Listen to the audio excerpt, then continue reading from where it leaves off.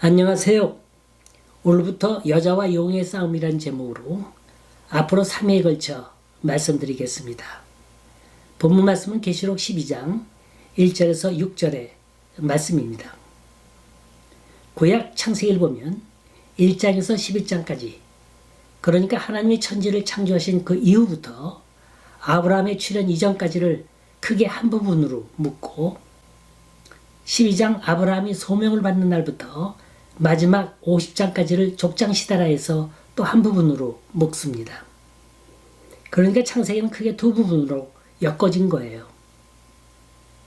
그런데 신약의 제일 마지막 계시록을 보니까 역시 1장부터 11장까지는 교회가 지상에서 당하는 고난을 주로 묘사했다면 12장에서 22장까지는 그 고난의 원인이 어디 있으며 그 원인이 궁극적으로 어떻게 처리되었는가를 보여주고 있습니다.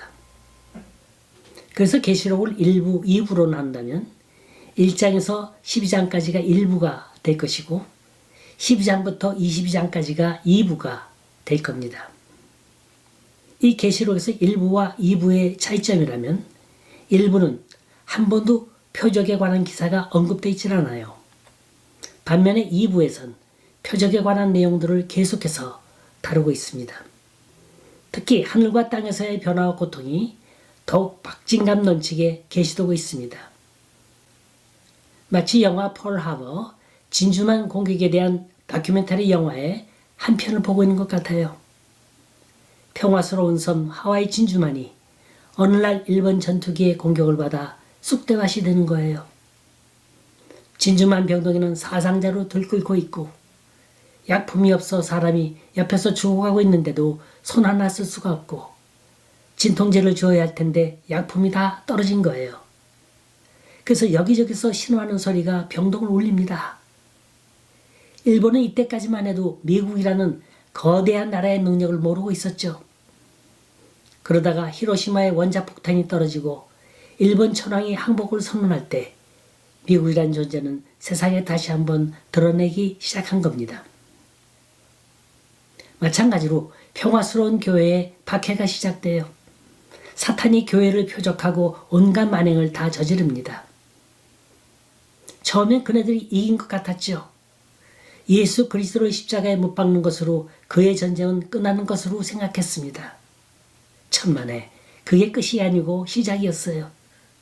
주님이 승천하시고 그 주님의 사역을 교회가 바탕을 이어받았고 결국엔 그 교회가 악의 세력을 물리치고 승리할 거라는 계시가 바로 요한계시록의 줄거리입니다. 그런데 오늘 읽은 12장부터 19장까지는 7가지 표적이 언급되어 있습니다. 그중 셋은 하늘에서 일어나는 것이고 나머지는 땅에서 일어나는 거예요. 그래서 계시록 2부를 표적의 책이라고도 부릅니다. 표적의 뜻이 뭡니까? 구약에서 이미 예언을 했고 그 예언과 긴밀한 연관을 맺으면서 성취를 이루는 것이 표적이에요. 그러니까 계시록 2부는 교회와 사탄 간의 치열한 투쟁상을 기록하고 있는 거예요. 하나님 나라와 사탄 간의 세력 전쟁인 겁니다. 오늘 본문 12장을 보면 주요 등장인물이 나옵니다. 하나는 여인이고 다른 하나는 붉은 용이에요. 이 여자와 용은 문자 그대로의 여자와 용을 말하기보단 그 이상의 어떤 상징적인 의미가 있습니다. 따라서 오늘 본문을 이해하려면 이 여자와 용의 정체를 밝히는 게 순서일 겁니다.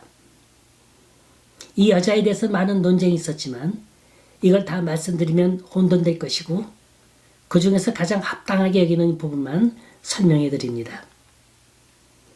여기서 여자는 교회를 가리키고 아이는 그리스도와 그의 지체된 교회를 의미한다는 견해입니다.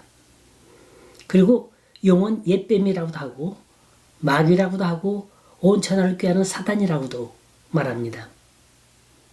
그럼 본문 분석에 들어갑니다. 1절 하늘에 큰 이적이 보이니 해를 입은 한 여자가 있는데 그 발 안에는 달이 있고 그 머리에는 12별의 면류관을 썼더라. 우선 한 대목 한 대목 잘라서 말씀드리겠어요. 하늘에 큰 이적이 보인다 그랬죠. 하늘에서 어떤 환상이 사도 요한에게 나타나는 거예요. 아무것도 없는 하늘이 마치 영화 스크린처럼 펼쳐지면서 그 속에 메시지를 담은 장면들이 필름처럼 쭉 지나가는 겁니다.